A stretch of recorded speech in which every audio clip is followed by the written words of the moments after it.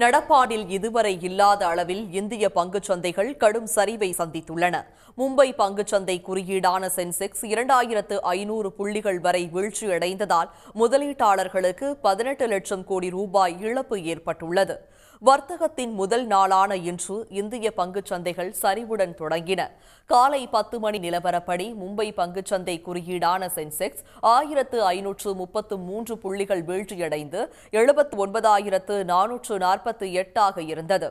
தேசிய பங்குச்சந்தை குறியீடான நிப்டி 463 புள்ளிகள் சரிந்து 24,254 புள்ளிகளில் வர்த்தகமானது.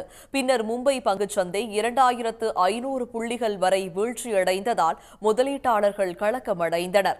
நடப்பாண்டில் இதுவரை இல்லாத அளவுக்கு சென்செக்ஸ் 2500 புள்ளிகள் வரை சரிவை சந்தித்ததால் முதலீட்டாளர்களுக்கு 18 லட்சம் கோடி ரூபாய் இழப்பு ஏற்பட்டுள்ளது.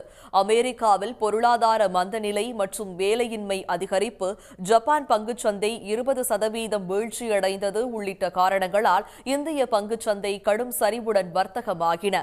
அதானி துறைமுகங்கள், Maruti Suzuki, Tata Motors, Hindalco, Titan company மற்றும் டாடா ஸ்டீல் உள்ளிட்ட நிறுவனங்களின் பங்குகள் கடும் சரிவை சந்தித்ததால் முதலீட்டாளர்கள் அதிர்ச்சியடைந்துள்ளனர்.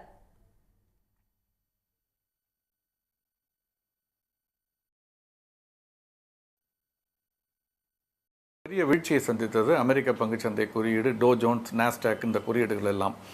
அதனுடைய தாக்கம் இன்று நம்முடைய பங்குச்சந்தை துவங்குவதற்கு முன்பு ஆசிய பங்குச்சந்தைகளுடைய துவக்கத்தை பார்த்தீங்கன்னா எல்லாமே வீழ்ச்சியில் துவங்கியது.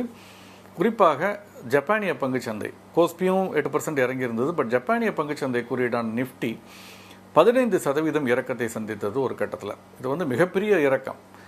அதனுடைய தாக்கம் இங்கே இருக்குது. இப்போ அது எதுக்காக ஜப்பானிய பங்குச்சந்தை அல்லது இறங்குனுச்சு அப்படின்னு பார்த்தீங்கன்னா, அங்கே ரொம்ப நாளைக்கு பிறகு வட்டி விகிதத்தை அதிகரித்திருக்கிறார்கள்னா இது வரைக்கும் வட்டியே கிடையாது, 0. இப்போ அதை 0.25% 0.25% அதிகரித்திருக்கிறார்கள். ஜாப்பனீஸ் எண் $160 இருந்தது, 160 yen ஒரு டாலர் இருந்தது.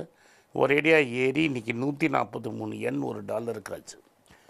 பஃபட் உள்பட்டு பல பேர் என்ன பண்ணியிருந்தாங்கன்னா, வாரன் பஃபட் உள்பட்டு எண்ணில் கடன் வாங்கி டாலரில் இன்வெஸ்ட் பண்ணியிருந்தாங்க. எண்ணில் இதே கிடையாது, இது வட்டியே கிடையாது.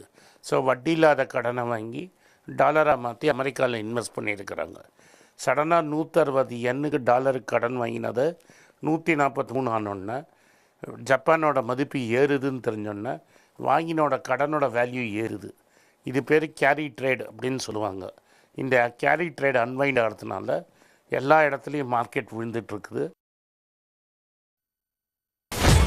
சன் நியூஸ் வாட்ஸ்அப் சேனலை ஃபாலோ செய்யுங்கள். QR கோடை ஸ்கேன் செய்து சன் நியூஸோடு இணைந்திருங்கள்.